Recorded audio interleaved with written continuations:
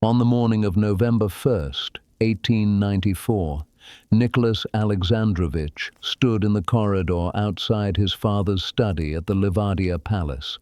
He was 26 years old. For weeks he had known his father was dying. Nothing had told him what to do when the moment arrived. The door opened. The doctors came out. His mother followed. She looked at him and nodded. Nicholas walked into the study.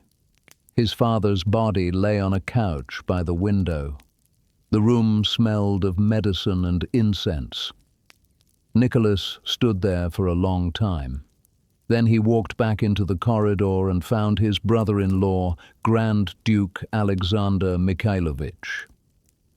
Alexander Mikhailovich later wrote that Nicholas asked what he was going to do, what would happen to Russia, that Nicholas looked lost, that he kept saying he had never been prepared for this. He had been trained to wait. He had never been prepared to govern. The empire he inherited was the largest on earth.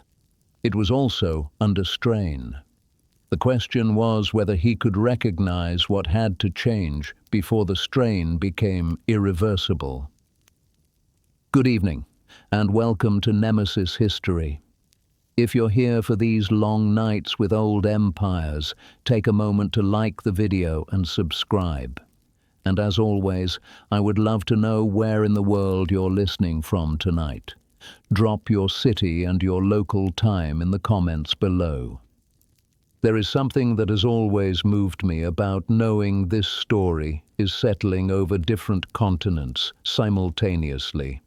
Some of you just ending your day, some of you far into the night. Now dim the lights if you have not already. Let the room go soft. We are going to follow this man from the moment he inherited a crown he had never been prepared to use and see what it cost him. You have nowhere to be. Alexander III had been dying for weeks. The doctors called it nephritis, inflammation of the kidneys. His body swelled with fluid. He could not walk without help. By early October, the court physicians told the family that the emperor had days, perhaps hours. The imperial family moved to the Livadia Palace in the Crimea, where the air was warmer and the autumn less brutal than in St. Petersburg. Alexander wanted to die somewhere he could see the sea. Nicholas had spent his whole life in his father's shadow. Family stories said Alexander III could bend iron horseshoes with his hands. He ruled Russia for 13 years with absolute conviction. He believed in autocracy the way other men believed in God. He did not consult ministers. He did not tolerate dissent. He did not explain himself. He simply ruled, and Russia obeyed. Nicholas was not like his father. He was shorter, slighter, quieter. His beard grew in neatly trimmed. His voice was soft. He preferred family dinners to state banquets. He kept a diary in which he recorded the weather, his walks, and what he had for lunch. He rarely wrote about politics. He had been raised to inherit the throne, but his father had rarely brought him into the work of ruling. Alexander attended most meetings alone. He signed documents without discussing them with his son. When foreign ministers visited, Nicholas was often not invited into the room. Alexander had planned to train Nicholas eventually, but not yet. There would be time. Alexander was only 49 years old. He expected to live another 20 years. He did not. The woman who would become Nicholas's wife had arrived at Livadia 10 days earlier. Her name was Alix of Hesse-Darmstadt. She was 22 years old, the granddaughter of Queen Victoria, and she had been in love with Nicholas for years. They had met as teenagers. They had corresponded. In the spring of 1894, Nicholas had finally convinced his parents to approve the match. Alex had one condition. She was Protestant, and to marry the heir to the Russian throne, she would have to convert to Russian orthodoxy. She had resisted for months. She took her faith seriously, and the idea of abandoning it felt like betrayal. But she loved Nicholas. In April 1894, she agreed. The conversion was arranged. The wedding would follow after a proper engagement period. Everything was planned for the following year. Then Alexander collapsed. Alex was in Germany when word reached her that the emperor was dying. She took the train east immediately. She arrived at Livadia on October 22, 1894. Nicholas met her at the door. She was still wearing her traveling clothes. Alexander III was still alive. Nicholas brought her to his father's bedside. Alexander gave his blessing to the marriage. On November 1, 1894, Alexander III died. Nicholas was in the next room. The day after his father's death, Alex was formally received into the Russian Orthodox Church as Alexandra Feodorovna. The body was prepared for transport to St. Petersburg. The funeral would take place in the capital, at the Peter and Paul Cathedral, where most Russian emperors since Peter the Great had been buried. The journey took weeks. The imperial train moved slowly. At every station, crowds gathered. Priests blessed the coffin. Soldiers stood at attention.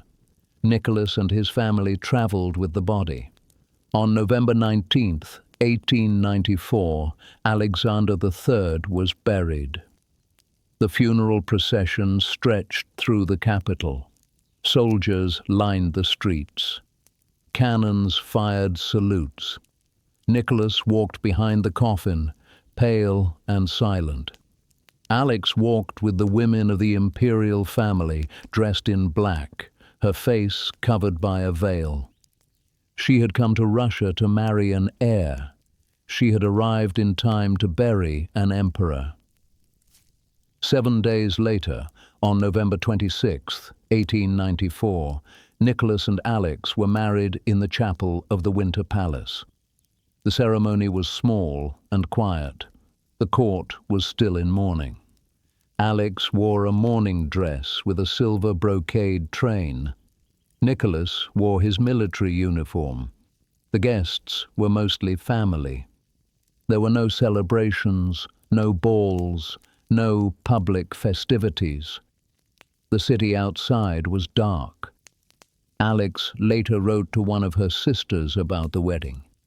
She said she had come to Russia behind a coffin. She said the marriage felt like something that had begun in the middle, without preparation or ceremony. Nicholas became Emperor Nicholas II on the day his father died. There was no coronation yet. That would come later in Moscow, with the full ritual of the Orthodox Church. But the power transferred immediately. The ministers, the generals, the governors, all of them now answered to him. Nicholas attended his first ministerial meetings in the weeks after his father's funeral. The ministers presented reports. They explained budgets, troop deployments, grain yields, railway construction. Nicholas listened. He asked few questions. He signed the documents they placed in front of him. The work of the empire continued. The empire he had inherited was vast. It stretched from the Baltic Sea to the Pacific Ocean, from the Arctic to the borders of Persia and Afghanistan. Its population was approaching 130 million people. On paper, Nicholas was an autocrat. His word was law. He answered to no parliament, no constitution, no written limits on his power. In practice, the empire was held together by habit, inertia, and the willingness of millions of people to go on obeying because they had always obeyed.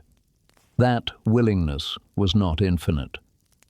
By 1894, Russia was industrializing rapidly. Factories had risen in Moscow, St. Petersburg, and the Donbass.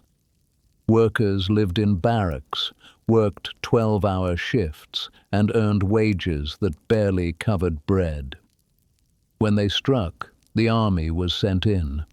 At the same time, the abolition of serfdom in 1861 had freed millions of peasants, but it had not given them enough land or any way to escape debt.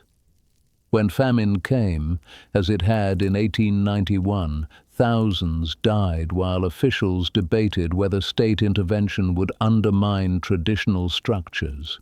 And a growing educated middle class, lawyers, doctors, teachers, engineers, wanted the same legal protections and political voice they saw in other European countries. Nicholas knew all of this in the way a man knows about problems in a distant province. He had been briefed. He had read reports. But he had never made a decision that affected millions of people. His father had ruled by instinct and force of will. Nicholas believed in the same principles because his father had taught him to believe in them. But his father had the presence to make people afraid to disobey. Nicholas looked young. He looked uncertain, and everyone in the palace could see it. In December 1894, the Zemstvos began sending addresses of congratulation to the new emperor. The Zemstvos were local elected councils, created during the reforms of the 1860s to manage roads, schools, and public health in the provinces. They had limited power, but they were the closest thing Russia had to representative institutions. Their addresses expressed loyalty to the throne. They also expressed hope that the new reign might allow a larger role for public participation in governance. The language was careful. It was moderate by the standards of what other groups were asking in private. But it touched on representative government, and that was enough. Nicholas's response was shaped by Konstantin Pobedonostsev, the chief procurator of the Holy Synod and the most conservative man in the government. Pobedonostsev had been Nicholas's tutor as a child. He believed that autocracy was the only system suited to Russia, that parliaments were a disease imported from the West, and that any concession to representative government would lead to chaos. Nicholas adopted his view. On January 29, 1895, Nicholas received a delegation of Zemstvo representatives in the Winter Palace. He delivered his response. He said that he would maintain the principle of autocracy as firmly and as unflinchingly as his late father had. He said that he was aware certain people had been carried away by senseless dreams of representative government. The word he used in Russian was bezmezleny, senseless, meaningless, foolish. The delegates stood in silence. Some of them had traveled for days to reach the capital. They had come in good faith. They had asked for almost nothing, and the new emperor had called their hopes senseless. The speech was published in newspapers across the empire. It was Nicholas's first major public statement as emperor. It told everyone who read it that the new reign would be exactly like the old one. No reforms, no concessions, no change. Pobedonostsev was pleased. Nicholas had shown firmness. He had drawn a line. He had defended autocracy. But Nicholas had also turned away people who wanted to help him. He had insulted men who believed in the empire and wanted it to survive. He had told the educated, moderate, reform-minded subjects of his empire that their voices did not matter. Some of them stopped asking politely. Some of them stopped asking at all. By early 1895, Nicholas and Alexandra had already made the Alexander Palace at Tsarskoye Selo their principal home. It was a smaller residence 15 miles south of St. Petersburg, quieter than the Winter Palace. Fewer courtiers, fewer ceremonies, fewer rooms where strangers walked through carrying reports Nicholas did not want to read. Alexandra found the court exhausting. She was shy by nature, formal in manner, and deeply uncomfortable with the role of empress. She spoke Russian with a German accent. The aristocracy whispered about her. They said she was cold, proud, unfriendly. They compared her to Nicholas's mother, the Dowager Empress Maria Feodorovna, who was charming, gracious, and beloved. Alexandra knew what they said. It made her retreat further. She spent more time in her private rooms. She wrote letters to her family in Germany. She told Nicholas she felt trapped. Nicholas understood. He felt trapped too. He kept a diary. In it, he recorded the weather, his meals, and his daily routine. On November 2nd, 1894, the day after his father died, he wrote, my God, what a day! The Lord has called to him our adored, dear, tenderly loved Papa. My head is spinning. I cannot believe it. It seems as if we are in a terrible dream." On November 26th, the day of his wedding, he wrote, "A marvelous, unforgettable day in my life. The day of my marriage to my darling Alex." On January 29th, 1895, after delivering the speech to the Zemstvo delegates, he wrote, "Received delegations, had lunch, went for a walk." The diary entries were short. They recorded what had happened, but not what it meant. He had been raised to inherit a throne, but never prepared to govern the Russia his father had left behind. 18 months passed. Nicholas signed documents. He attended military parades. He met foreign ambassadors in rooms where his father had met them, and he said the things his ministers told him to say. Alexandra gave birth to their first child in November 1895, a daughter they named Olga. Nicholas wrote in his diary that he had never been happier. He did not write about the ministers who were already whispering that the empire needed an heir, not a grand duchess. In the spring of 1896, preparations began for the coronation. It would take place in Moscow, not St. Petersburg. Moscow was the old capital, the heart of Russia before Peter the Great had built his city on the Baltic. The coronation was not a legal requirement. Nicholas had been emperor since the moment his father died, but the ritual mattered. It was the moment when the church blessed the autocrat, when the people saw their Tsar crowned, when the empire confirmed that the Romanovs still ruled. The ceremony was scheduled for May 26, 1896. Guests came from across Europe.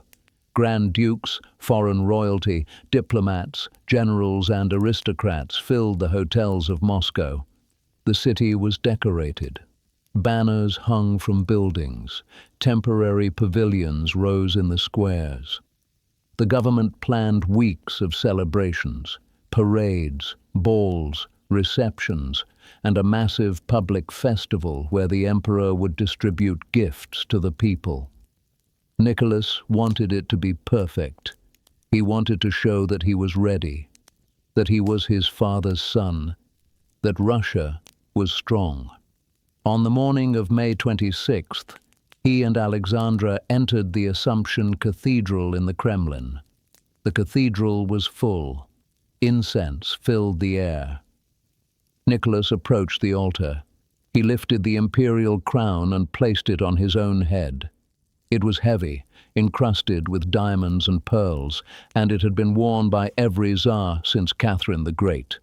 He felt the weight of it. He stood through the long liturgy, the prayers, the blessings. Alexandra knelt beside him. When the ceremony ended, he was crowned emperor and autocrat of all the Russias. One story later attached to the coronation held that the fastening of Nicholas's imperial mantle came loose as he left the cathedral. The heavy cloak began to slide. Courtiers rushed forward and caught it before it fell. In the Orthodox tradition, an accident during a coronation was read as a sign. The priests said nothing aloud, but some remembered it. The celebrations continued. There were state dinners, receptions at the Kremlin, a ball at the faceted palace. Nicholas and Alexandra moved through it all, smiling, shaking hands, accepting congratulations. On May 29th, they attended a performance at the Bolshoi Theatre. The next day, May 30th, was the public festival.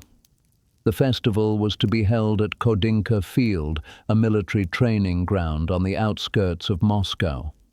The government had announced that gifts would be distributed to the people: commemorative cups, pretzels, sausages, and sweets. The gifts were modest, but they were free, and they came from the Tsar. Word spread. People came from Moscow and the surrounding villages. They came by foot, by cart, by train. They came because it was a coronation, and coronations happened once in a generation. By the evening of May 29th, the night before the festival, Khodynka Field was already filling. There were no gates, no ticket system, no organized entry. People simply arrived and waited. By midnight, there were tens of thousands. By dawn, there were hundreds of thousands. The number was somewhere between 400,000 and 500,000 people on a field designed for military drills. The field was not flat. It had ditches, trenches, and uneven ground left over from training exercises. Temporary wooden pavilions had been built to distribute the gifts, but there were not enough of them. The police presence was minimal. No one had planned for a crowd this size. At dawn, the crowd began to press forward. Rumors spread that there were not enough gifts, that only the first people would receive them, that the pavilions would run out. The rumors were not true, but it did not matter. The crowd believed them.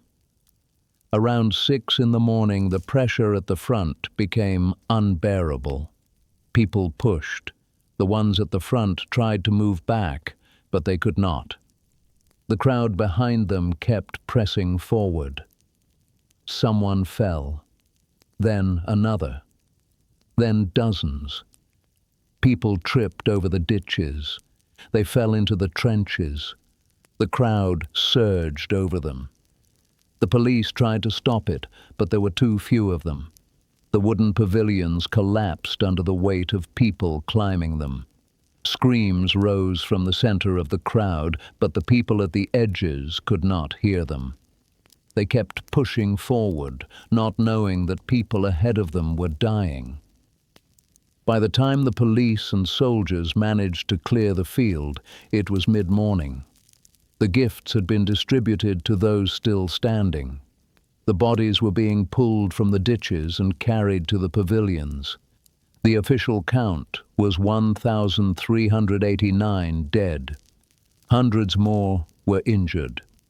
Nicholas was at the Kremlin when the first reports arrived. He was told there had been an accident, that people had been hurt. The details were vague at first. Then the numbers came in. His ministers gathered. They debated what to do. The French ambassador was hosting a ball that evening in honor of the coronation. It was one of the most important social events of the celebrations. Russia's alliance with France was new, delicate, and essential to its European position. Cancelling would be seen as a diplomatic insult, the ministers said. It would signal that the empire was fragile, that the young Tsar could not manage a crisis. Nicholas could visit the hospitals the next day, but tonight he had to appear at the ball. Nicholas listened. He did not know what else to do. He was 28 years old. His advisors were older, more experienced. He made his decision. He would go. That evening, Nicholas and Alexandra attended the ball at the French embassy. They arrived in formal dress. The ballroom was full of diplomats, aristocrats, and foreign guests. Music played. People danced. Nicholas danced with Alexandra. He danced with the wives of ambassadors. He smiled. He made polite conversation. While he danced, the bodies from Khodynka field were still being counted. The next day, Nicholas visited the hospitals where the injured had been taken. He donated money to the families of the dead. He ordered an investigation, but the damage was done. The story spread across Russia and beyond. The new Tsar had gone to a ball while his people lay dead in a field. What mattered was the image, the Tsar dancing while Moscow mourned. In the streets, people began to call Nicholas Bloody Nicholas. It was not a name that would fade. It was the 18th month of his reign. Alexandra supported her husband. She told him he had done the right thing, that he had to show strength, that he could not let grief paralyze the government. But privately, she was shaken. She wrote to her sister that Russia felt cursed, that everything they touched seemed to turn to tragedy. Nicholas wrote in his diary on May 30th, "A great sin has occurred. A crowd of people waiting for the distribution of food and mugs at Khodynka crushed one another. There were more than 1,000 dead, horrible, attended a ball at the French embassy." The entry was brief. It recorded what had happened. That was how Nicholas wrote. That was also how he ruled. By the time of Khodynka, Nicholas and Alexandra had already made the Alexander Palace at Tsarskoye Selo their principal home. After the disaster, its quiet rooms became even more attractive. Olga was already in the nursery. 3 more daughters followed. On June 10, 1897, Alexandra gave birth to a second daughter, Tatiana. On June 26, 1899, a third, Maria. On June 18, 1901, a fourth, Anastasia. 4 daughters in 6 years. Each time, Nicholas celebrated. Each time, the ministers grew quieter. The empire needed an heir. The Romanov succession required a son. Nicholas knew this. He prayed for a son. Alexandra prayed harder. But with each daughter, the question became more urgent, and the answer remained the same. No son. The family became Nicholas's refuge. He played with his daughters. He taught them to row boats on the palace lake. He took them on walks through the park. He read to them in the evenings. Alexandra managed the household. She supervised the nurses, planned the meals, chose the tutors. She rarely attended court functions. She told Nicholas the court was false, that the aristocracy whispered about her, that she trusted no one outside their family. Nicholas did not argue. He felt the same way. The court exhausted him. The ministers presented problems he did not know how to solve. The reports described a country he did not recognize. When he was with his family, he could be a husband, and a father. When he left the palace, he had to be an emperor, and he still did not know how. The empire did not stop because Nicholas withdrew into his family. In 1899, Russia hosted the First Hague Peace Conference. It was Nicholas's idea, or rather, it had been proposed by his ministers, and he had agreed. The conference brought together diplomats from across Europe to discuss disarmament and international arbitration. Nicholas hoped it would show that Russia was a force for peace, that he was a modern Tsar who cared about more than territorial expansion. The conference produced results. 26 nations signed conventions limiting certain weapons and establishing procedures for international arbitration. A permanent court of arbitration was created at The Hague. But the European powers treated Russia's disarmament proposals with skepticism. They knew Russia was expanding in Asia, that its army was growing, that its fleet was being built. The conference was seen as a diplomatic success, but not as evidence that the world was becoming more peaceful. The conference gave Nicholas an international achievement. It did not reduce the pressure waiting for him at home. At home, the pressure was building in ways Nicholas could see in reports but not feel. The number of factory workers in Russia had doubled since his father's reign. They worked in steel mills, textile plants, and railway yards. They lived in barracks. They earned wages that barely covered bread. When they struck, the police dispersed them. When they protested, the Cossacks rode them down. In 1901 and 1902, peasant uprisings broke out in the southern provinces. Villages burned manor houses.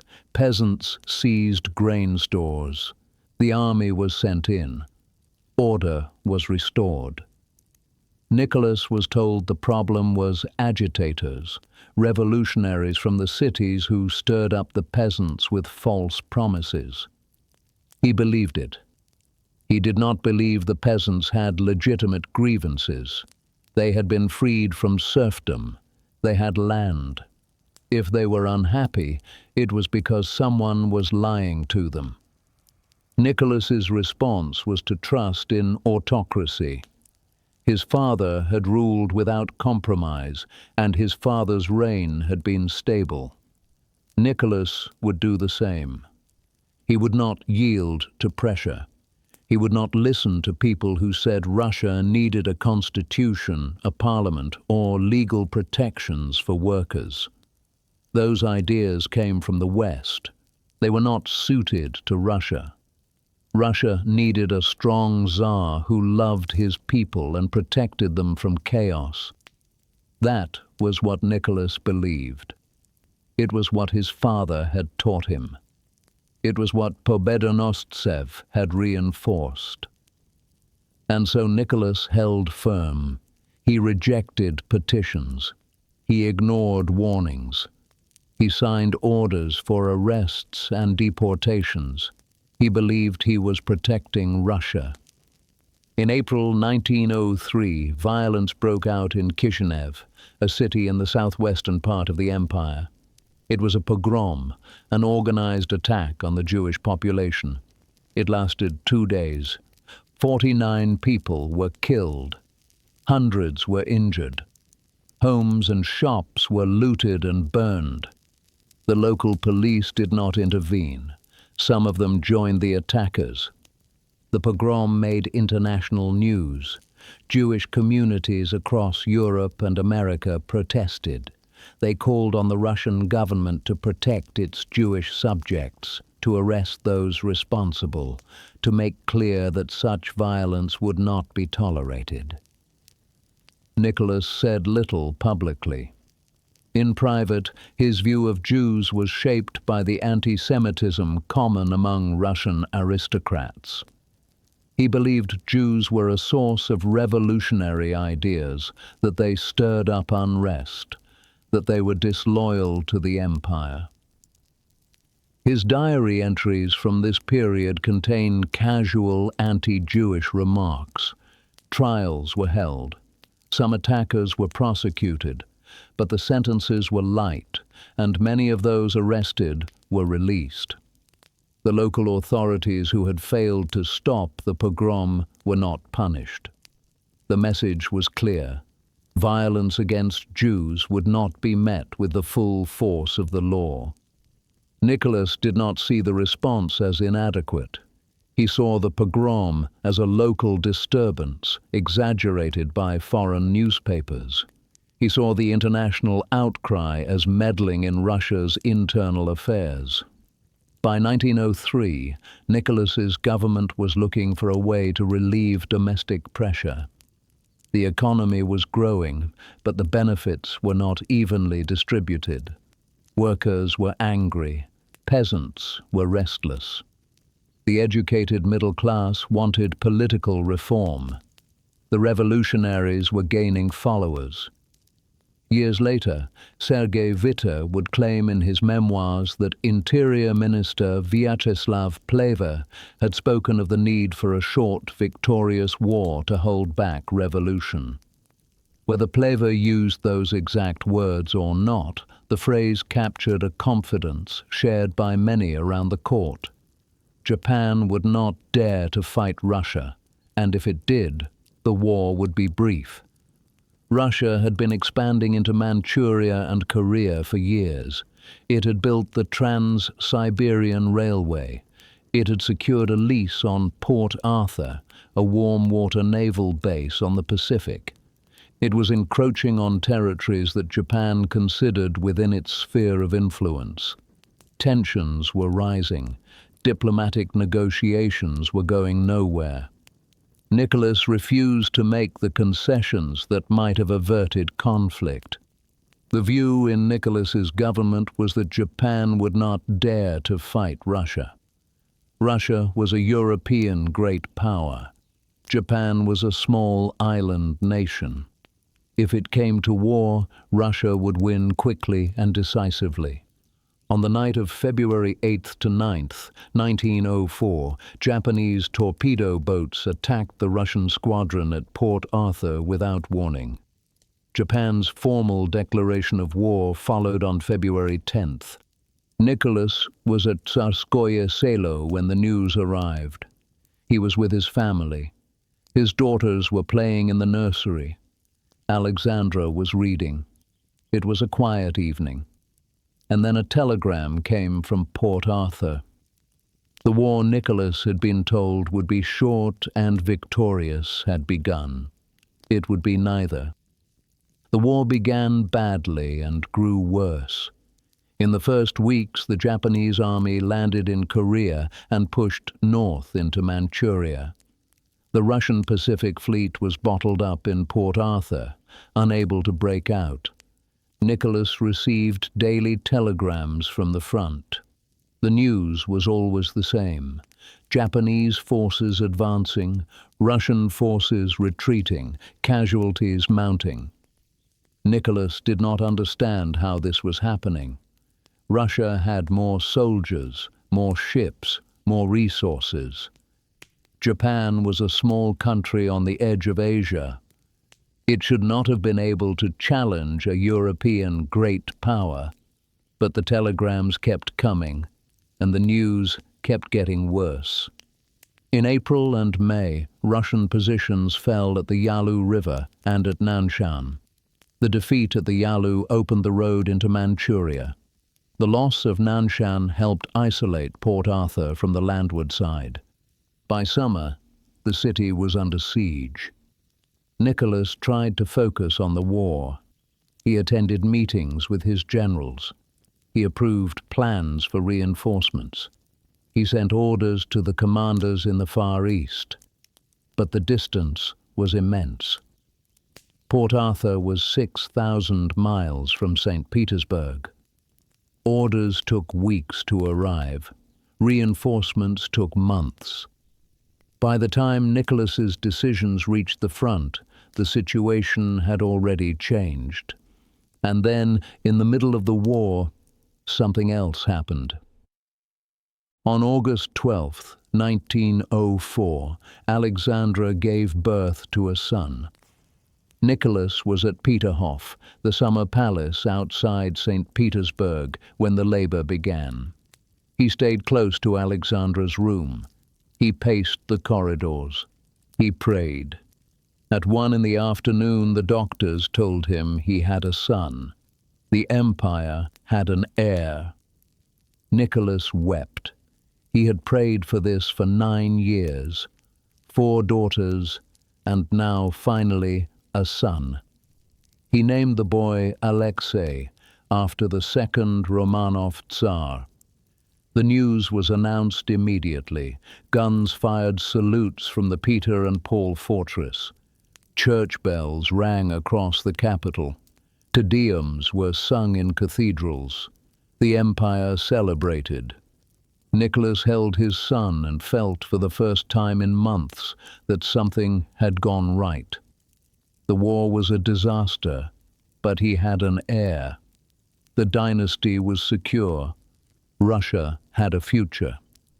But 6 weeks later, the doctors told Nicholas and Alexandra that something was wrong. Alexei had bruised easily from birth. Small bumps left dark marks on his skin. When he cried, blood appeared at his navel, where the umbilical cord had been cut. The bleeding did not stop quickly. The doctors examined him. They tested his blood. And then they told the parents what they had found. Alexei had hemophilia. It was a hereditary disease carried by women and manifested in men. Alexandra's grandmother, Queen Victoria, had been a carrier. Alexandra's younger brother, Friedrich, had died after a fall, and one of her nephews had recently died from the same inherited disorder. There was no cure. There was no treatment. The disease meant that Alexei's blood did not clot properly. Any injury, even a small one, could cause internal bleeding. A fall could be fatal. A bruise could become a hemorrhage. The doctors explained all of this carefully. They told Nicholas and Alexandra that the boy would need constant supervision, that he could not be allowed to play like other children, that he could never run, climb, or roughhouse, that any accident could kill him. Nicholas and Alexandra listened in silence. They had waited 9 years for a son, and now they had one who might not survive childhood. They decided immediately that the diagnosis would be kept secret. The empire knew that an heir had been born. It did not need to know that the heir was fragile. If the truth became public, it would be used against them. Revolutionaries would say the dynasty was cursed. Foreign powers would see weakness. The court would whisper, so the secret would be kept within the family. The doctors were sworn to silence. Only a small circle of family members, doctors, and trusted attendants knew the truth. Alexei's illness would be hidden for as long as possible. Alexandra took the diagnosis as a personal failure. She knew the disease came from her bloodline. She had brought this into the Romanov family. She prayed for hours each day. She read religious texts. She asked priests to bless Alexei. She believed that if she prayed hard enough, if her faith was strong enough, God would heal her son. Nicholas tried to comfort her. He told her it was not her fault. He told her they would protect Alexei, that they would keep him safe, that the boy would grow up and live a full life. But privately, Nicholas was afraid. He had finally gotten the son he needed, and the son would carry this disorder for the rest of his life. The war did not stop for Nicholas's private grief. In August, the same month Alexei was born, Japanese forces tightened the siege around Port Arthur. From late August into early September, the armies fought at Liaoyang. In October, they met again along the Shaho River. Russia often had comparable or greater numbers, but poor coordination and uncertain command repeatedly surrendered the initiative. Tens of thousands were killed, wounded, or missing across the two battles. Nicholas signed the reinforcement orders while the medical reports from the nursery remained private. The two crises now entered the same days and the same diary. By the end of 1904, the situation at Port Arthur was desperate. The Japanese had bombarded the city for months. The garrison was running out of food, ammunition, and medical supplies. The Pacific Fleet had been destroyed in the harbor. There was no relief coming.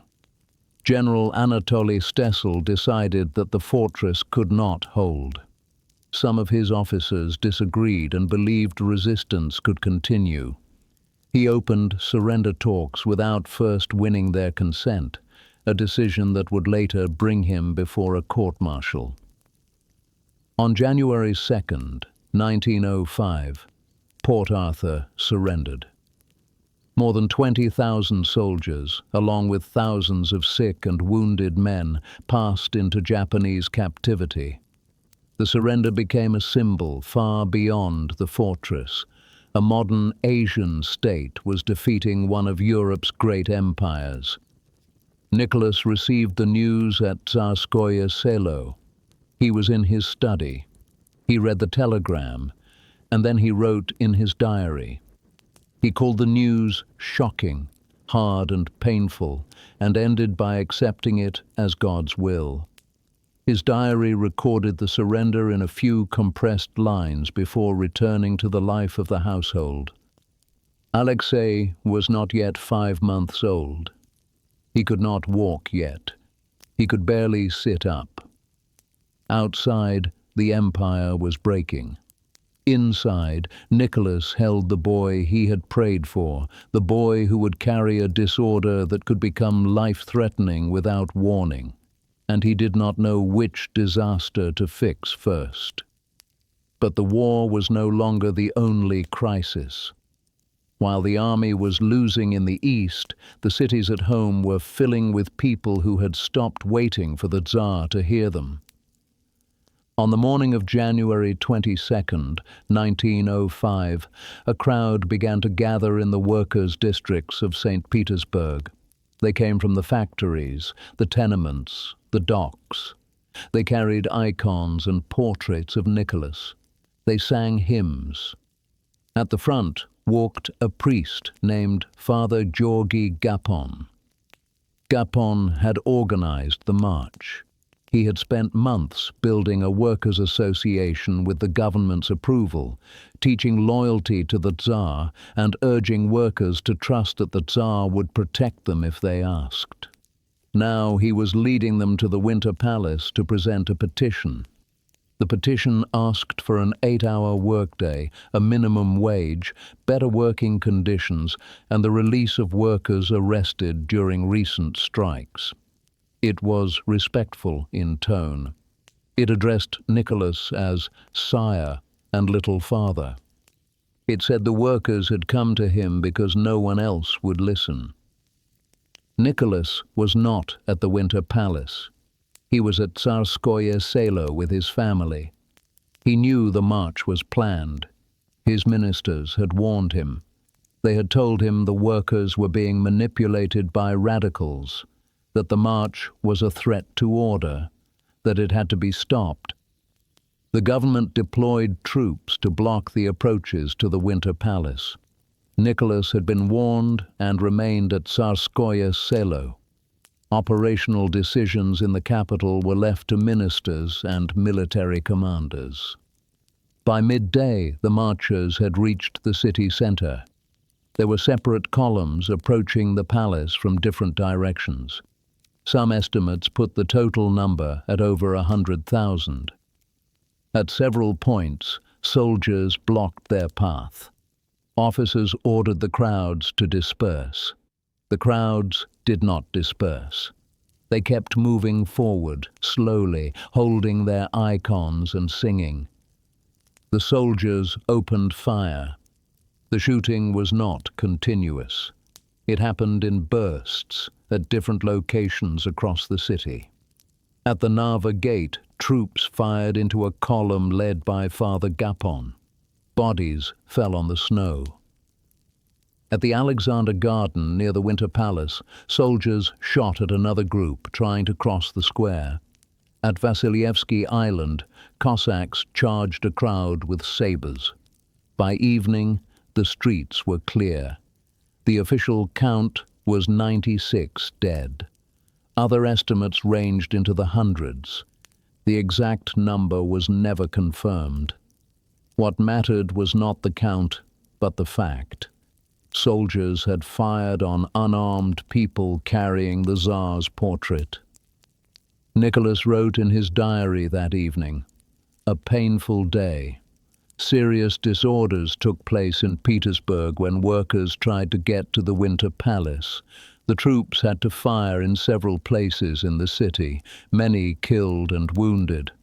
Lord, how painful and sad."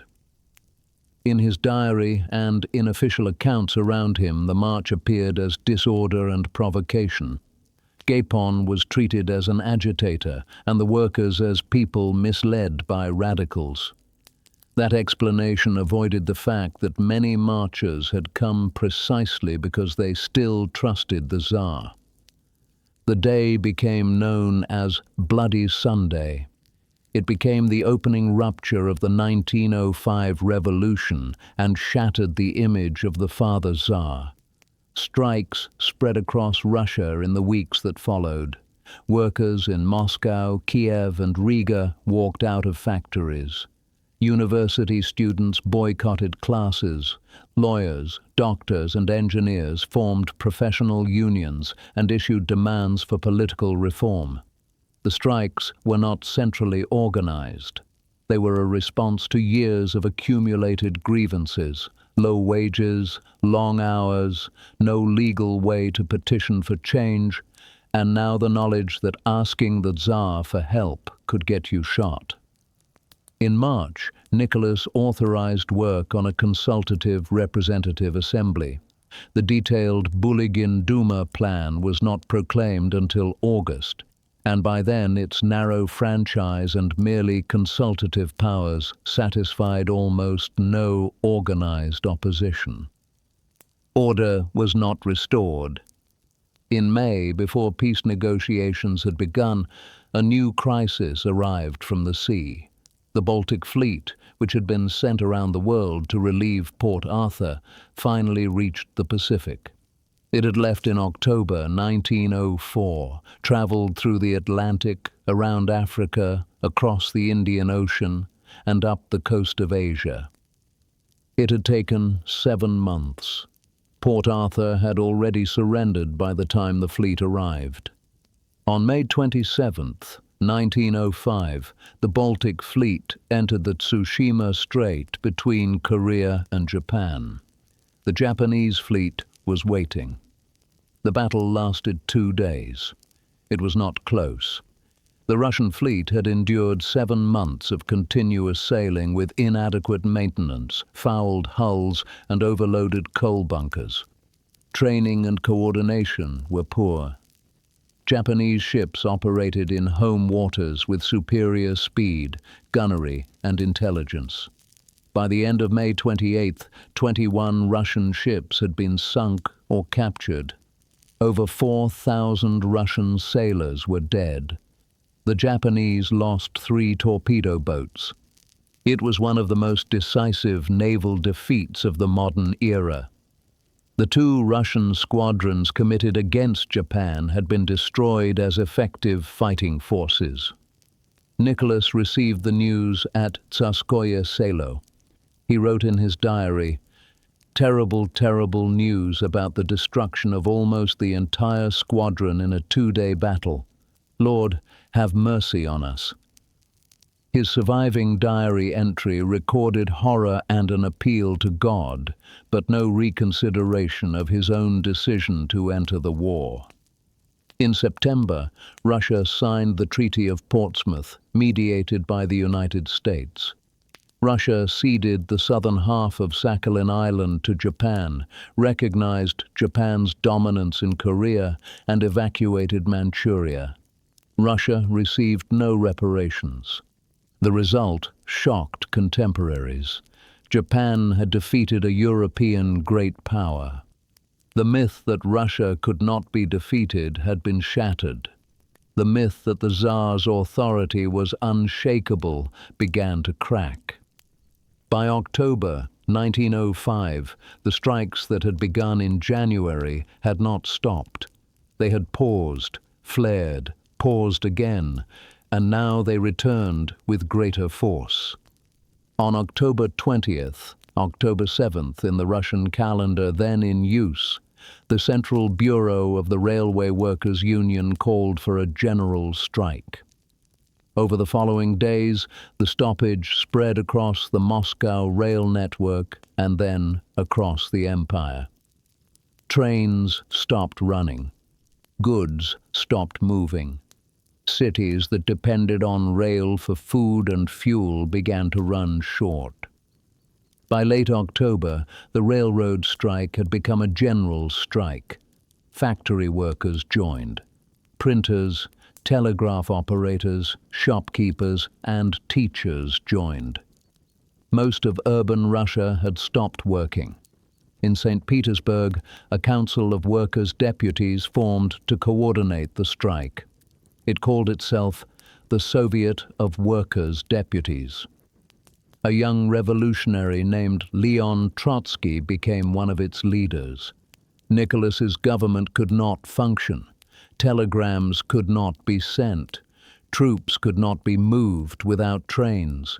The police could not suppress strikes that had spread to every major city at once. The empire's circulatory system had stopped. Nicholas called a meeting of his ministers. They told him he had two options. He could declare martial law, appoint a military dictator, and attempt to crush the strikes by force. Or he could issue a manifesto promising political reform, a real legislature, civil liberties, and a constitutional framework that limited his own power. The first option required an army that was reliable. But much of the army was still in the Far East, demoralized by defeat. Troops in European Russia were exhausted from months of strike suppression. There had already been mutinies. In June, the crew of the battleship Potemkin in the Black Sea had killed their officers and seized the ship. After 11 days, the crew reached Constanza, accepted Romanian asylum, and handed the ship over to Romanian authorities, who later returned it to Russia. The second option required Nicholas to give up the autocracy he believed God had entrusted to him. His chief minister, Sergei Vita, drafted the manifesto. It promised freedom of speech, freedom of assembly, and freedom of the press. It promised that no law could be enacted without the approval of an elected Duma, a real parliament, not a consultative body. It promised to extend voting rights to classes previously excluded and to broaden the franchise further. It did not say the word constitution, but it described one. Nicholas read the manifesto. He hated it. He told his mother, the Dowager Empress, that he would rather die than sign it. But Vita told him there was no alternative. The strikes would not stop. The empire would collapse. If he wanted to preserve the throne, he had to concede. On October 30th, 1905, Nicholas signed the October Manifesto. Vita published it immediately. Copies were printed and distributed across the empire. In the cities, crowds gathered to read it aloud. Some celebrated. Workers returned to their jobs. Students returned to universities. Liberal professionals believed they had won a constitutional monarchy, but not everyone celebrated. Radicals believed the manifesto was a trick, that the Tsar would take back the concessions as soon as order was restored. Conservatives believed Nicholas had betrayed his sacred duty, that autocracy was indivisible and could not be shared with a parliament. In the days after the manifesto, violence spread across the empire. Not strikes, but pogroms. In Odessa, Kiev, and dozens of smaller towns, mobs attacked Jews, blaming them for the revolution. Hundreds were killed. The imperial response was uneven and often disastrously inadequate. In private, Nicholas described much of the violence as a popular reaction to revolution. Alexandra was more direct. She told Nicholas the manifesto was a mistake, that he had surrendered what God had given him, that he would be held accountable for abandoning autocracy. Nicholas did not publicly disavow the manifesto, but he continued to regard it as a concession forced from him in a moment of danger, one that conflicted with his father's memory and his own understanding of sacred duty. The revolution of 1905 had forced him to make a choice. He had chosen survival over principle, but he would spend the rest of his reign trying to take the choice back. The first Duma opened on May 10, 1906, in the Winter Palace in St. Petersburg. Nicholas attended the ceremony. He wore his military uniform. He sat on a throne beneath the imperial coat of arms. The elected deputies stood before him, many of them in plain clothes, workers and professionals who had never been inside a palace before. Nicholas read a speech prepared by his ministers. It spoke of cooperation between the crown and the people's representatives. It promised that the Duma would help modernize Russia while preserving the sacred traditions that had sustained the empire for centuries. The speech lasted less than 10 minutes. Nicholas did not look at the deputies as he read. When he finished, he left the hall. After the imperial reception, the deputies crossed the city to the Torrid Palace and began their first working session that same day. They came with demands. They wanted amnesty for political prisoners. They wanted compulsory land redistribution to give peasants ownership of the estates they worked. They wanted the Duma to have real power over ministers, not just advisory input. They wanted Nicholas to accept that the October Manifesto had created a constitutional monarchy. Nicholas refused. He told his ministers that the manifesto had promised a legislature, not sovereignty. The autocracy remained intact. The Duma could propose laws, but the Tsar could reject them. Ministers served at the Tsar's pleasure, not the Duma's. And land redistribution was confiscation, which he would never permit. The Duma issued a reply. It said the people had elected them to represent the nation's will, not to rubber stamp the Tsar's decisions. If the government would not negotiate, the Duma would appeal directly to the public. On July 21, 1906, 72 days after it opened, Nicholas dissolved the first Duma. He told his ministers the Duma had overstepped. It had tried to claim powers it did not have. It had encouraged revolutionary sentiment. Closing it was a matter of order. He appointed Pyotr Stolypin as his new prime minister. Stolypin was a former provincial governor known for his willingness to use force. Nicholas trusted him to restore control. Stolypin did. He declared martial law in areas where unrest continued. He established field courts-martial that could try, convict, and execute accused revolutionaries within days. The gallows became so common that people began calling the noose Stolypin's necktie. The field courts sent hundreds to execution within months, while the wider campaign of military justice, imprisonment, and exile reached many thousands. But Stolypin also believed repression alone would not save the empire. He proposed a land reform that would allow peasants to leave the traditional village communes and claim individual ownership of their plots. The reform was designed to create a class of independent farmers loyal to the state, men with property to protect and no reason to support revolution. Stolypin told Nicholas the reform would take time. He said Russia needed stability, investment, and patience. He asked for 20 years of peace. He said he could transform Russia if the government could hold the line. Nicholas supported the reforms insofar as Stolypin presented them as a way to strengthen order, property, and the state without surrendering further authority. The Second Duma opened on March 5, 1907. It was more radical than the first. Nicholas dissolved it after 3 months. He then changed the electoral law to limit the franchise.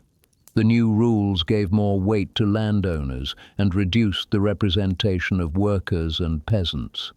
It was a direct violation of the October Manifesto, which had promised that no law could be enacted without Duma approval.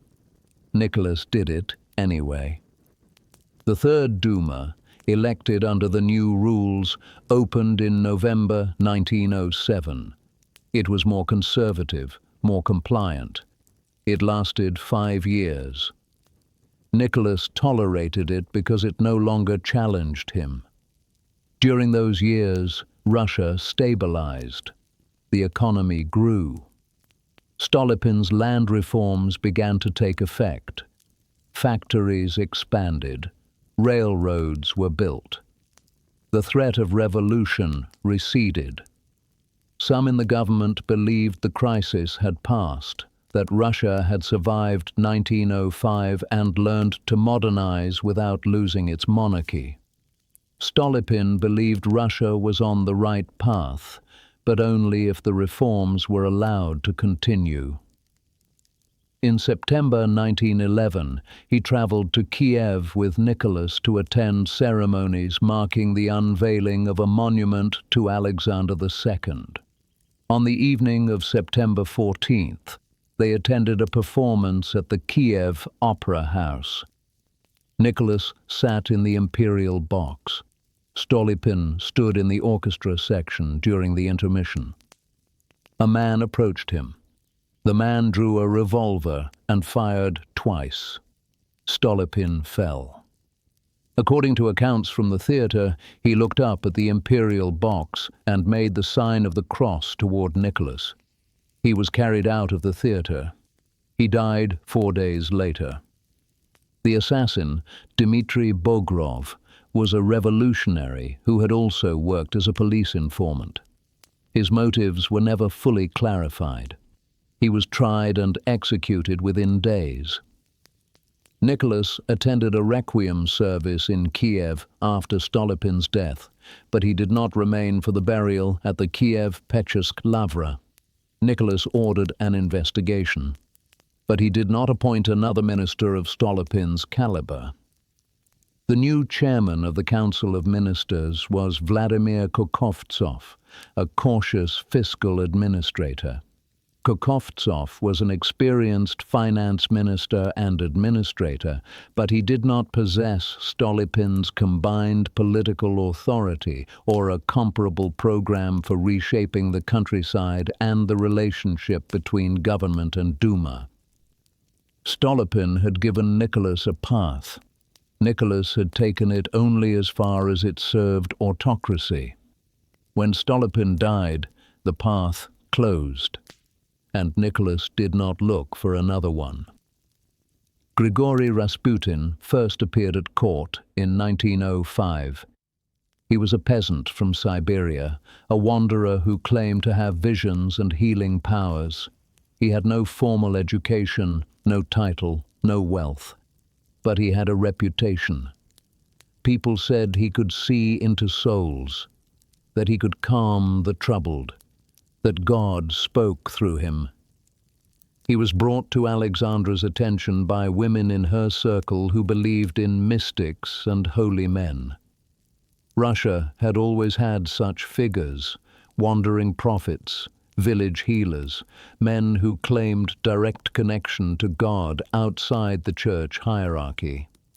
The Orthodox establishment distrusted them, but the people often revered them.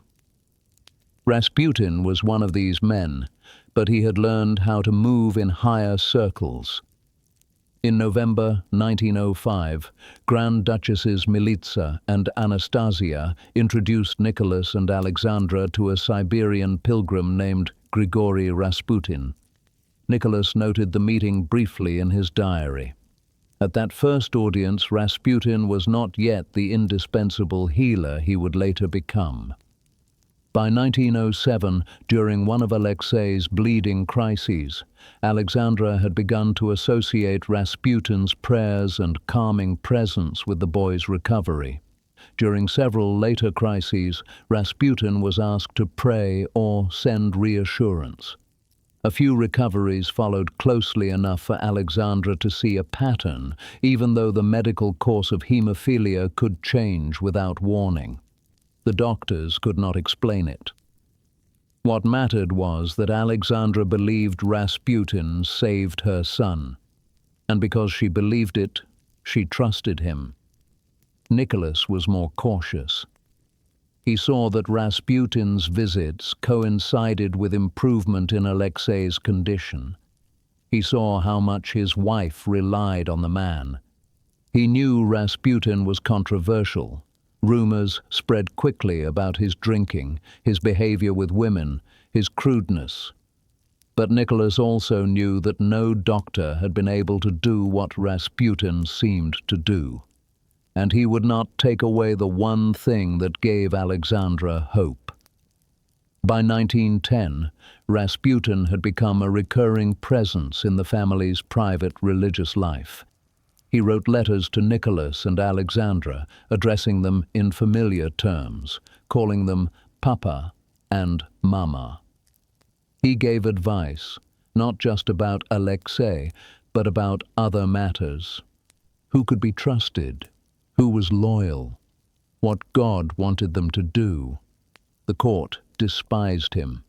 Aristocrats were offended by his manners, his lack of education, his presumption in addressing the Tsar and Tsarina as equals.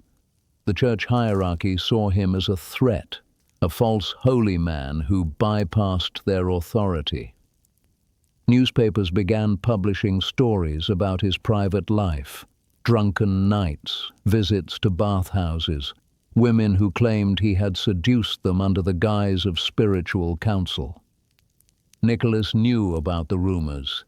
Ministers and relatives brought them to his attention. They urged him to send Rasputin away to end the scandal. Nicholas listened. He investigated some of the claims. Some were exaggerated, some were true. But he did not send Rasputin away. He told his ministers that Rasputin was a private matter, a family friend, and that his relationship with the imperial family was no one else's concern. Alexandra would not permit Rasputin's removal, and Nicholas would not force the issue. Alexandra's attachment to Rasputin had deepened into something close to religious faith. She believed he was a man of God. She believed that the people who attacked him were enemies of the throne, jealous of his closeness to the imperial family, agents of the same forces that had tried to destroy autocracy in 1905. She told Nicholas that the criticism was a test of their faith, that if they abandoned Rasputin, they would be abandoning God's will. Nicholas did not share her certainty, but he did share her isolation. The court felt hostile. The Duma felt hostile. His relatives criticized him. His ministers doubted him. Rasputin, for all his faults, never questioned Nicholas's authority. He told Alexandra that Nicholas was chosen by God, that his enemies were wrong, that loyalty to the throne was loyalty to God. And Alexandra repeated those words to Nicholas when he was tired, uncertain, afraid. Rasputin did not control policy during these years. He had influence, but not power. He did not attend ministerial meetings. He did not issue orders. His role was quieter. He was the voice that told Nicholas and Alexandra they were right when everyone else said they were wrong. In 1912, the imperial family traveled to their hunting lodge at Spawa in Poland. During the earlier stay at Białowieża, Alexei injured himself while getting into or out of a boat. Rest seemed to help, and the family continued to Spawa. There, the injury reopened after further jolting or a fall, producing a severe internal hemorrhage. Within days, he was in agony. His abdomen swelled. His temperature spiked. The doctors gave him morphine, but they could do nothing to stop the bleeding. Alexandra stayed by his bedside, praying. The doctors prepared the court for the worst. Bulletins were drafted announcing the death of the Tsarevich. Alexei received the last sacraments. Alexandra sent a telegram to Rasputin, who was in Siberia. According to later court accounts, Rasputin replied with a telegram telling Alexandra not to despair and assuring her that the boy would live. By the following day, Alexei's condition had begun to improve. From that moment, Alexandra's belief in Rasputin became unshakable. He had saved her son when medicine had failed. He had been thousands of miles away, but his prayers had reached across the distance and pulled Alexei back from death.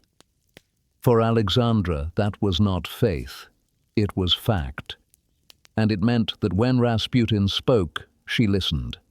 And when he told her who to trust and who to fear, she believed him.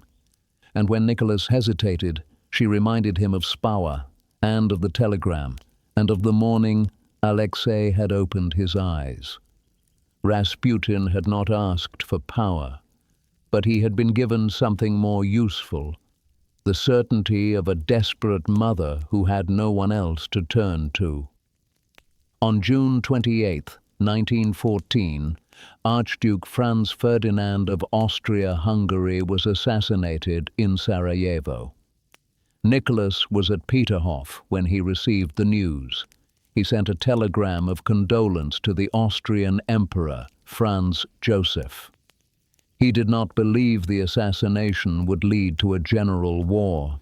There had been crises before. Diplomats had managed them. This would be managed too. It was not. Austria-Hungary blamed Serbia for the assassination and issued an ultimatum. Serbia accepted most of the terms, but rejected the demand that Austrian officials be allowed to investigate the conspiracy on Serbian soil. On July 28th, Austria-Hungary declared war on Serbia.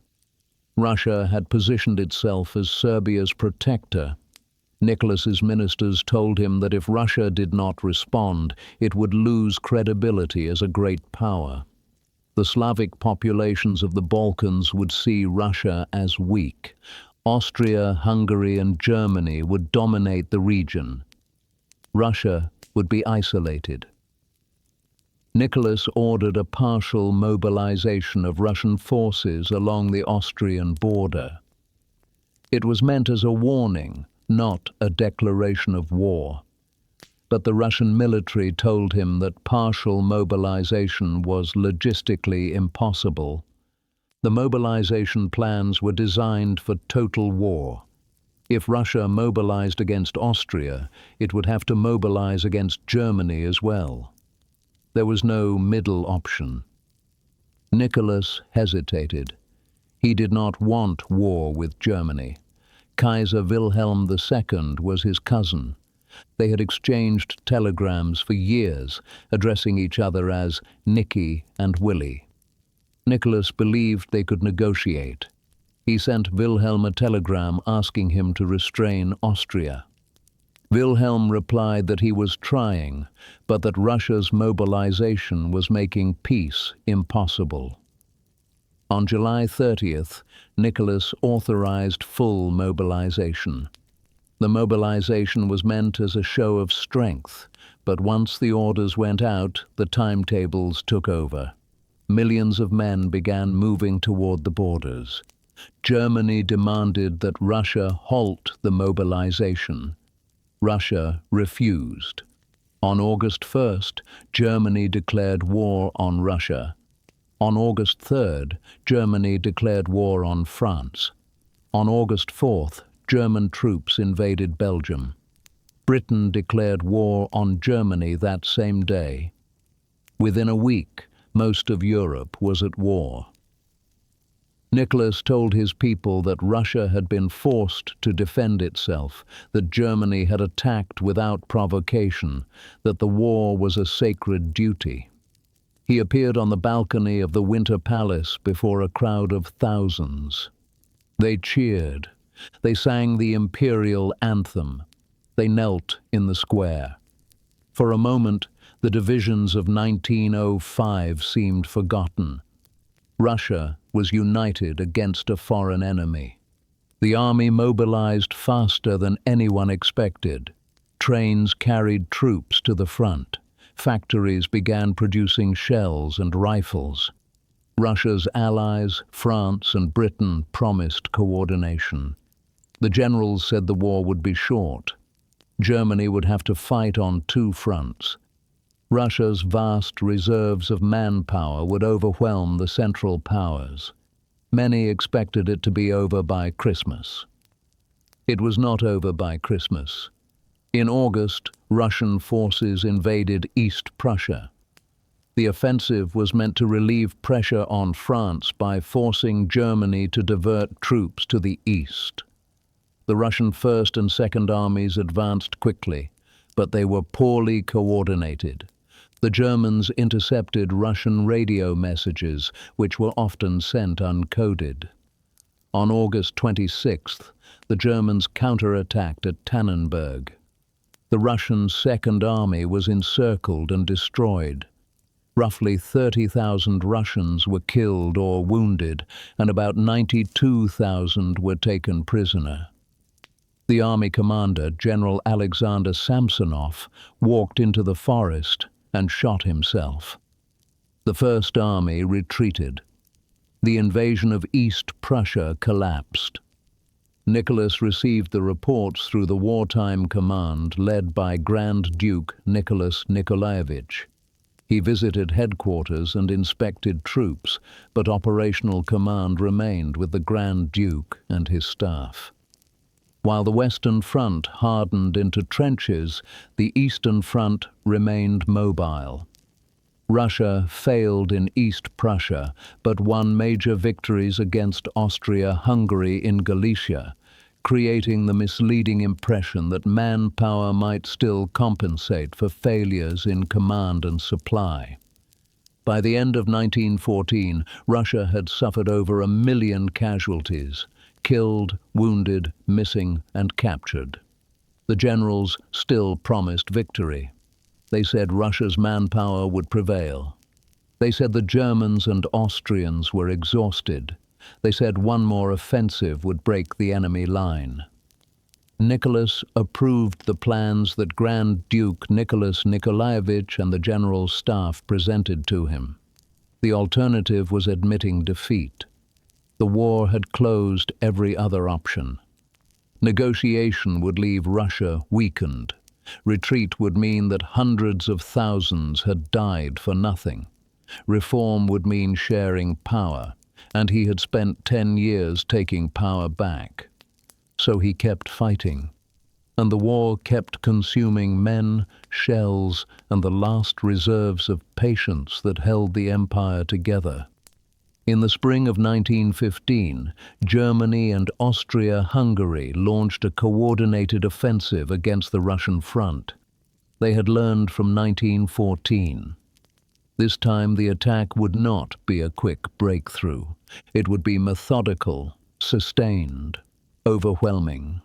The offensive began on May 2nd at Gorlitz Tarnów in Galicia.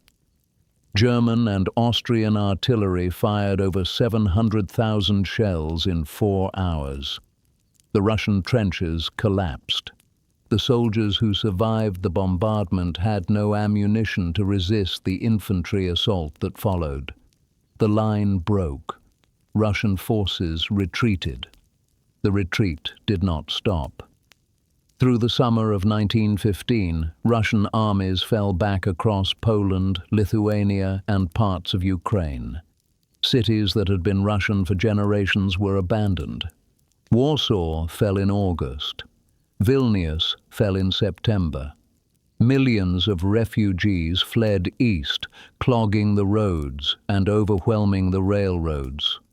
The army lost territory, men, and coherence. Nicholas received daily reports through the military command. The generals gave him numbers: 300,000 casualties in May, 400,000 in June, entire divisions encircled and captured, ammunition shortages so severe that artillery batteries could fire only a few shells per day, while German guns fired thousands. The generals did not tell Nicholas it was hopeless. They told him the line would hold. They told him reinforcements were coming. They told him the enemy was exhausted. Nicholas believed them, or acted as if he did, because the alternative was unthinkable. On September 5, 1915, Nicholas dismissed Grand Duke Nicholas Nikolaevich, the commander-in-chief of the Russian army, and formally assumed supreme command. His ministers had warned him against this decision for months. The Grand Duke had been a convenient scapegoat. When the army lost battles, Nicholas could blame the commander. When supplies failed to arrive, Nicholas could blame the logistics. When morale collapsed, Nicholas could blame the leadership. Now, Nicholas was the leadership. Every defeat would be his defeat. Every failure would be his failure. His ministers begged him not to do it. They told him that taking command would bind his personal authority to the outcome of the war. If Russia lost, he would lose. They told him he had no military experience, that he did not understand modern warfare, that the generals would resent him. They told him Alexandra was advising him to take command, and that listening to her was dangerous. Nicholas ignored them. He told them the army needed to feel the Tsar's presence. He told them he could not sit in Tsarskoye Selo while men were dying at the front. He told them it was his duty. Some suspected that Alexandra had influenced the decision. She had written to him that Rasputin said God wanted Nicholas at the front. She had told him that the Grand Duke was undermining him. She had told him that only the Tsar could save Russia. Nicholas moved to Stavka, the military headquarters in Mogilev, in September 1915. He lived in the Governor-General's house near the command center. He attended briefings. He reviewed maps. He signed orders. He visited hospitals and troop formations. He wrote to Alexandra every evening. Alexandra wrote back every day. Her letters were long, fervent, full of advice. She told him who to trust and who to dismiss. She told him to be firm, to show no weakness, to remember that he was the autocrat chosen by God.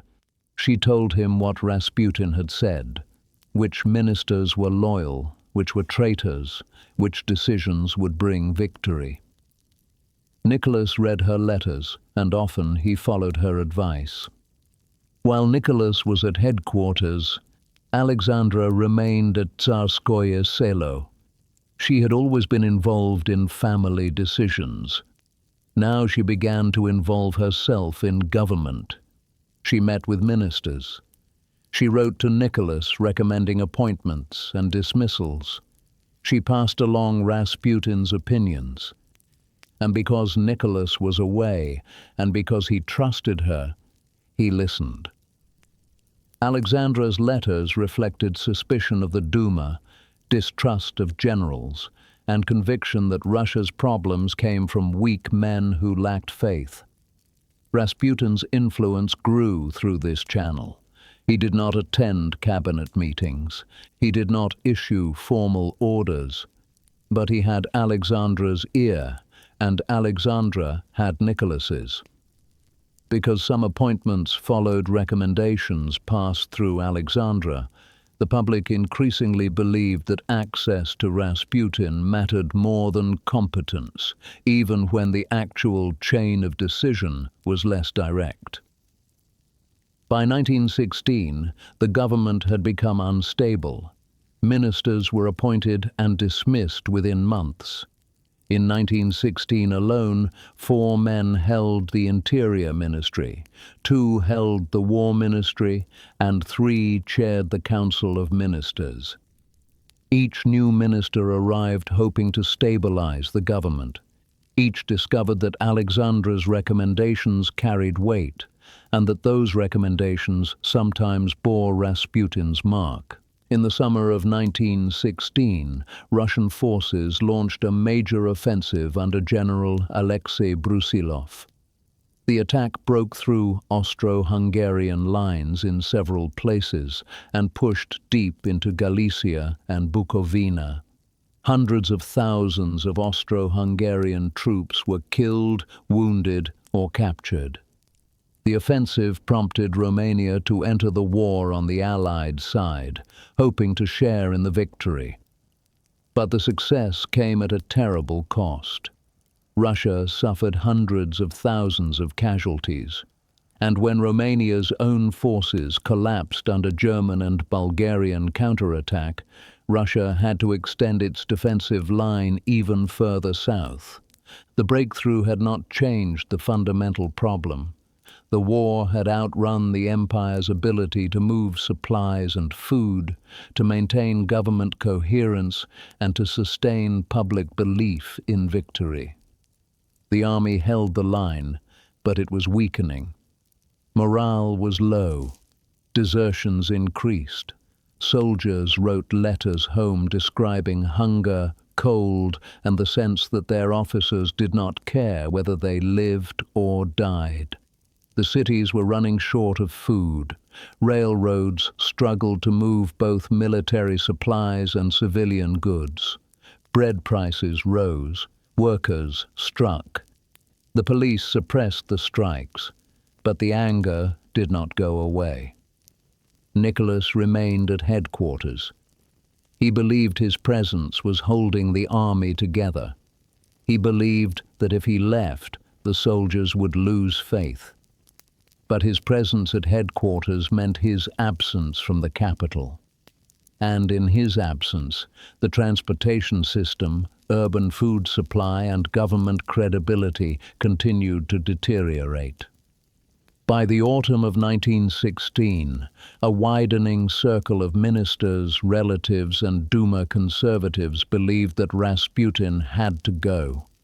His influence over Alexandra, and through her over Nicholas, had become a scandal that the government could no longer contain.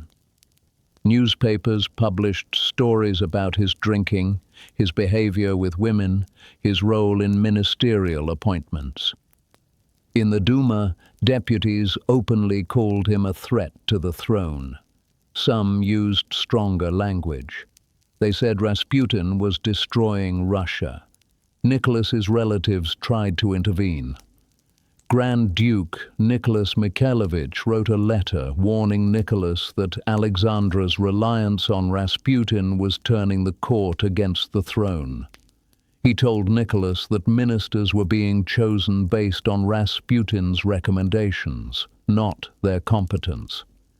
He told Nicholas that the empire was approaching catastrophe.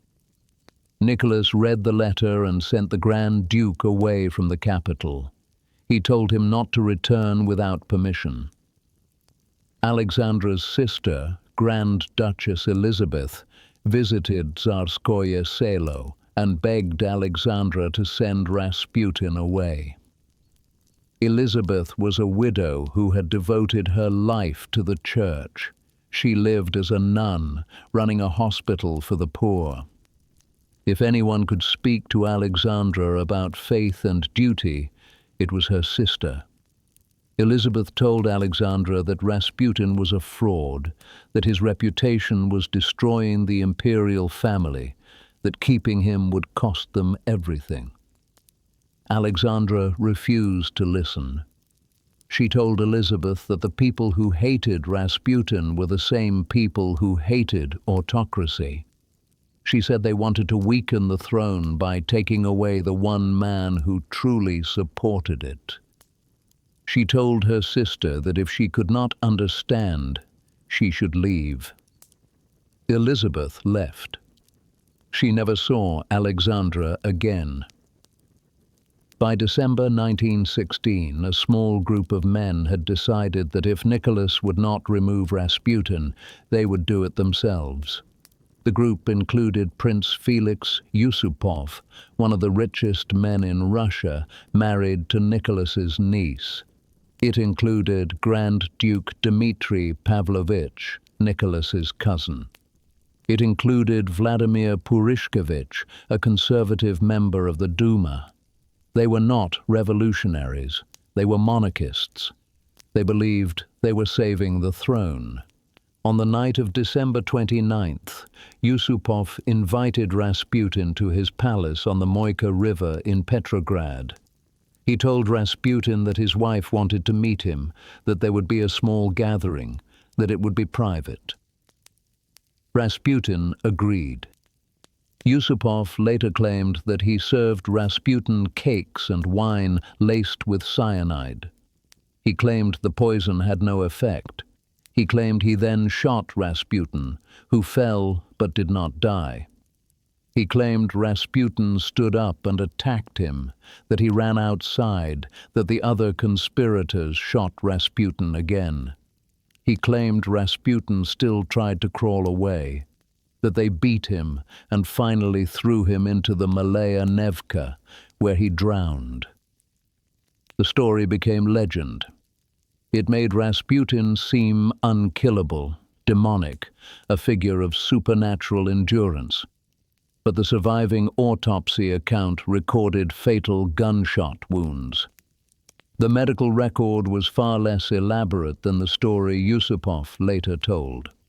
Rasputin's body was pulled from the river on January 1st, 1917. Nicholas was at headquarters when he received the news. He ordered an investigation. The conspirators were quickly identified.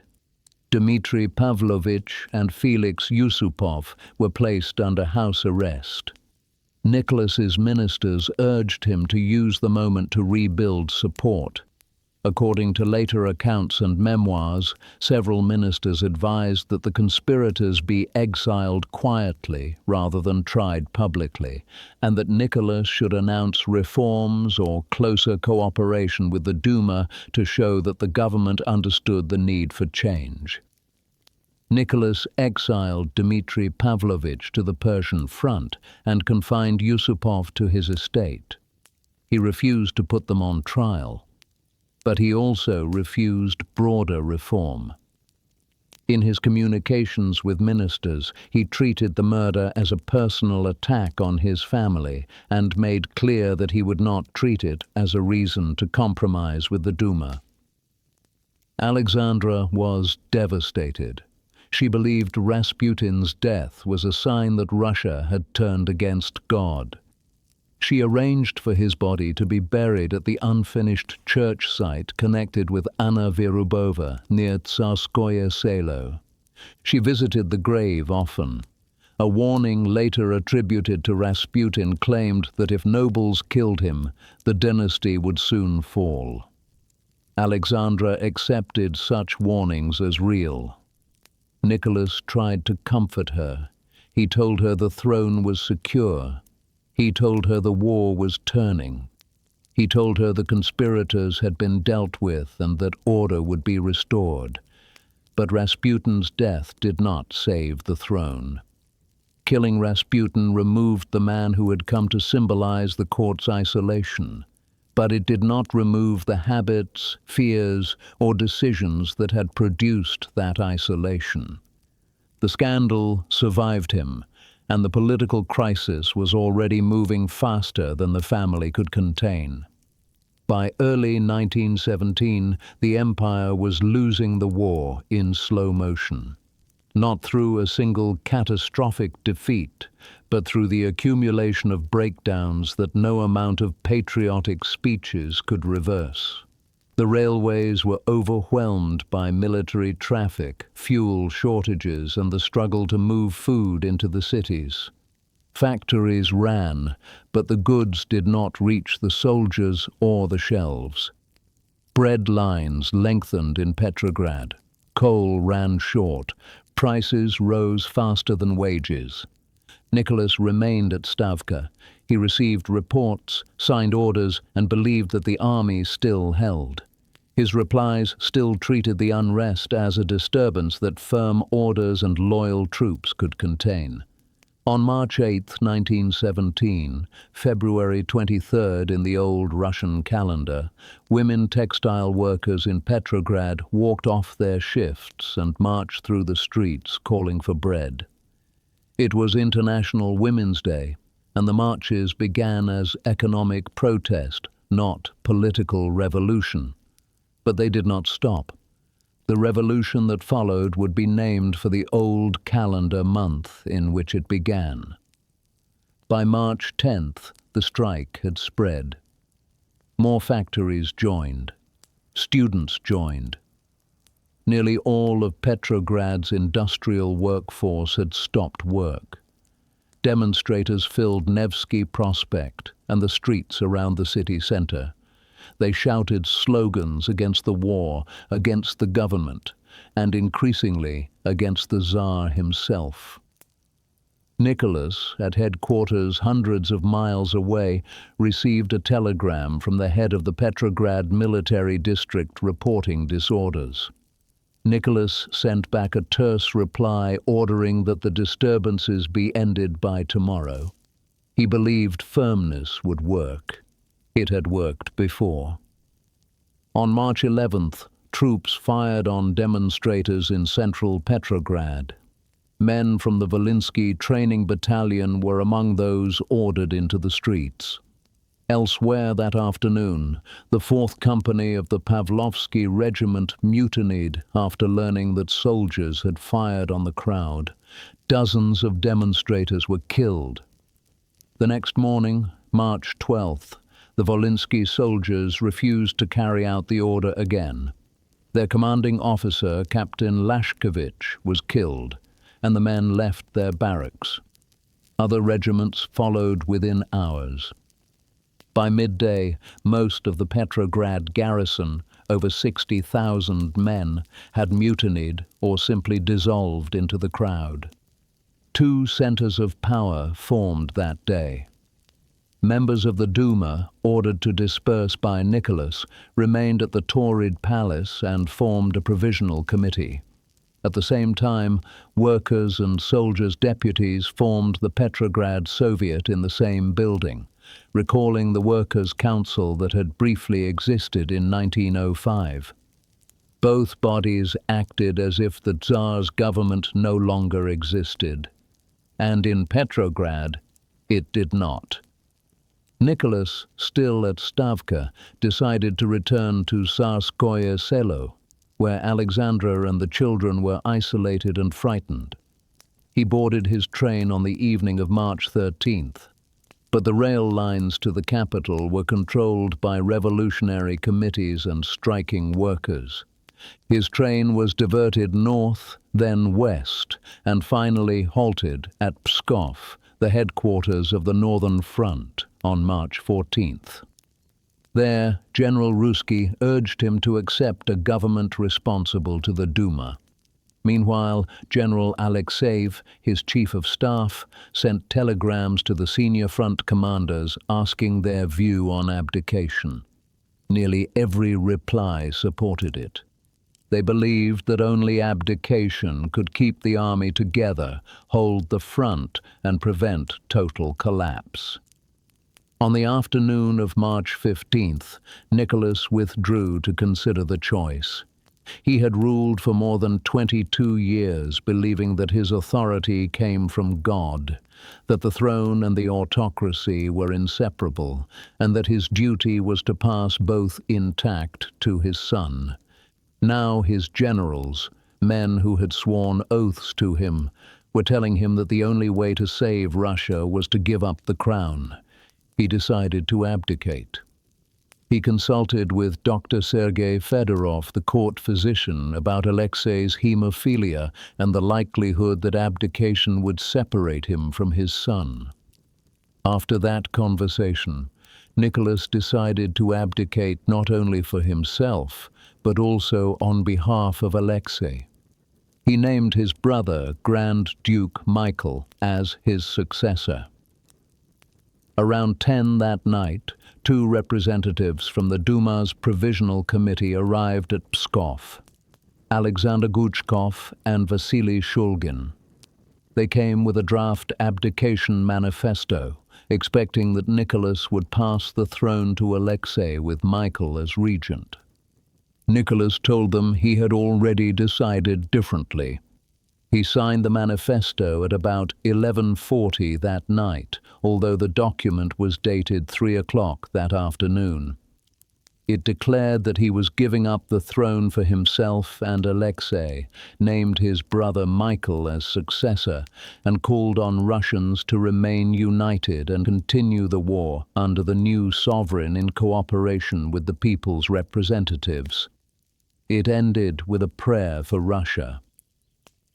After Guchkov and Shulgin left, Nicholas wrote in his diary that he had taken this step for the sake of Russia and to keep the armies in the field.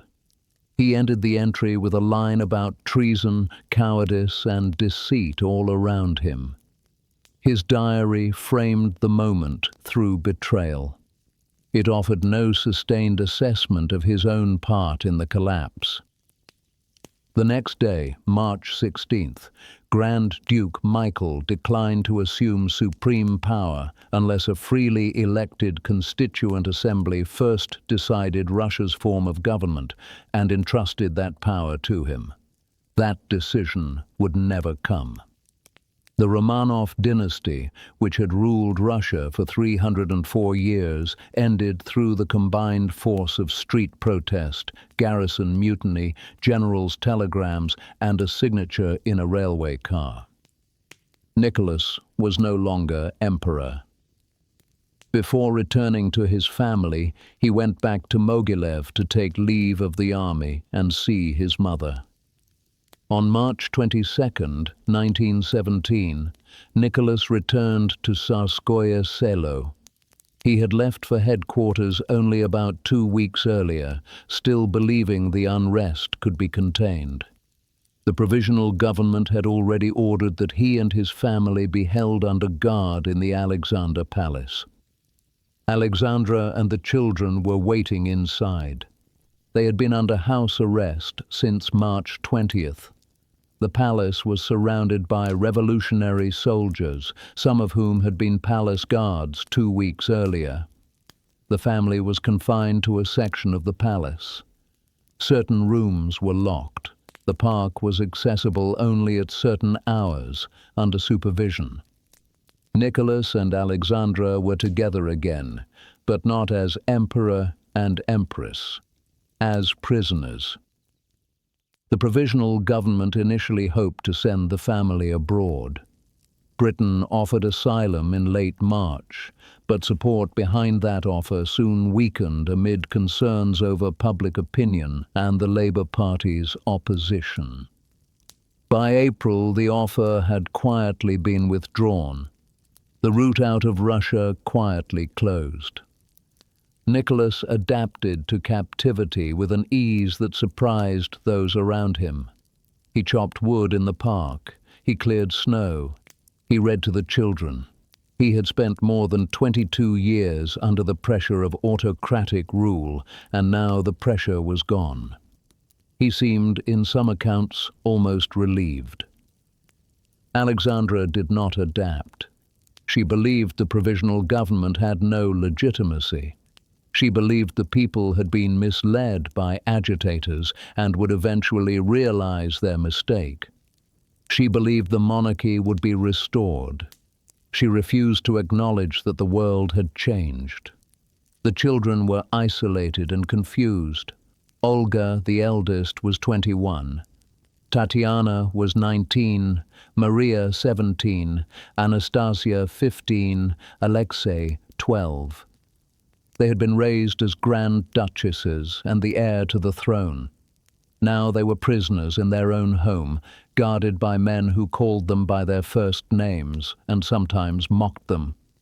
Alexei's health remained fragile. In the spring, measles swept through the household. All 5 children fell ill. Alexei's case became complicated by hemorrhaging. Dr. Eugene Botkin, the physician who had chosen to remain with the family, treated him as best he could. Without hospital facilities and with limited supplies, every illness carried new risks. Alexandra watched him constantly. In the outside world, the provisional government struggled to govern. It had inherited a country at war, an economy in collapse, and a population that had lost faith in authority. The government promised to continue the war until victory, but the soldiers were deserting. It promised land reform, but delayed until a constituent assembly could be elected. It promised order, but the streets belonged to the Soviets. In July, armed workers, soldiers, and sailors demonstrated against the provisional government. Many supported the Bolsheviks, but the party leadership hesitated over whether to turn the unrest into a seizure of power. The demonstrations were suppressed, and Lenin fled to Finland. The crisis revealed how weak the government had become. The right accused it of being too soft. The left accused it of betraying the revolution. No one was satisfied. In the same month, rumors of monarchist rescue plans circulated. The plans never advanced beyond talk, but they frightened the provisional government. If the right could rescue the Tsar, they could use him as a symbol to rally counter-revolution.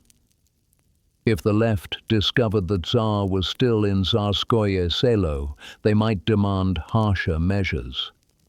In August, the government decided to move the family. Alexander Kerensky, now minister-chairman of the provisional government, told Nicholas the family would be safer away from the capital. The rising threat from both the radical left and monarchist conspirators made Tsarskoye Selo too exposed. He chose Tobolsk, a small town in western Siberia, far from the front lines and far from the revolutionary centers. Nicholas asked whether they would be allowed to return. Kerensky did not answer directly. He said the move was for their protection. They left Tsarskoye Selo early on August 14th with a large amount of luggage and a reduced household. The train reached Tyumen on August 17th. From there, the steamer Rus carried them downriver to Tobolsk, where they arrived on August 19th. Because the governor's house was not ready, they remained aboard until August 26th. Their first guards there were largely the same soldiers who had escorted them from Tsarskoye Selo under Colonel Kobylinsky. Tobolsk was a merchant town on the Irtysh River, a place that had seen better days. The family was housed in the former governor's mansion, a large but plain building. The family was allowed to walk in the yard. Church services were permitted, the conditions were tolerable. Nicholas seemed to believe the exile was temporary. He told the children they would wait out the war in Tobolsk, and when it ended, they would go somewhere warm, perhaps the Crimea, perhaps abroad, somewhere quiet. Alexandra held on to the belief that the monarchy would be restored. She read religious texts. She prayed. She wrote letters to friends who were still free, though most of the letters were intercepted. The children tried to keep a routine. They studied languages, read novels, put on small theatrical performances for each other. But the isolation wore on them. There were no visitors from outside, no news that was not filtered through the guards. The world beyond Tobolsk became distant and unreal. In November, news reached Tobolsk that the provisional government had fallen. The Bolsheviks had taken power in Petrograd. The revolution that would later be named for the old October calendar had brought Lenin to control. What that meant for the family, no one could say. The guards in Tobolsk gradually became less friendly. Authority shifted from the officers to soldiers' committees. Rations were reduced. The yard was closed more often. The family was told that new instructions were coming from Moscow, but weeks passed without clarity. Winter came early. The river froze. The town was cut off. And the family waited in a large, cold house in Siberia for someone to decide what to do with the last Tsar of Russia. In April 1918, Moscow sent a special commissar, Vasily Yakovlev, to remove Nicholas from Tobolsk. After reaching Tyumen, Yakovlev tried to take the train east toward Omsk rather than surrender the prisoners to the Ural Soviet. The Ural authorities denounced his move and demanded his arrest. Telegrams passed between the train, Ekaterinburg, and Moscow. The journey ended with Nicholas, Alexandra, and Maria handed over in Ekaterinburg. Civil war had begun. Monarchists, liberals, and forces opposed to Bolshevik rule were organizing in Siberia and the south. Alexei was too ill to travel. Another bleeding episode had left him unable to walk. Nicholas, Alexandra, and Maria left first. The other three daughters stayed with him until he recovered. They expected the family to be reunited soon. On April 30th, Nicholas and Alexandra arrived in Ekaterinburg, a factory city in the Urals. They were taken to a large house on Voznesensky Prospect that had been requisitioned from a local merchant named Ipatiev. It was now called the House of Special Purpose. The house was surrounded by a high wooden fence. The windows of the rooms they used were whitewashed and later further screened. They could not leave the compound, though brief exercise was permitted in the enclosed garden. Guards were posted throughout. The family was confined to 5 rooms on the upper floor. The guard included local Red Guards and workers selected by the Ural authorities.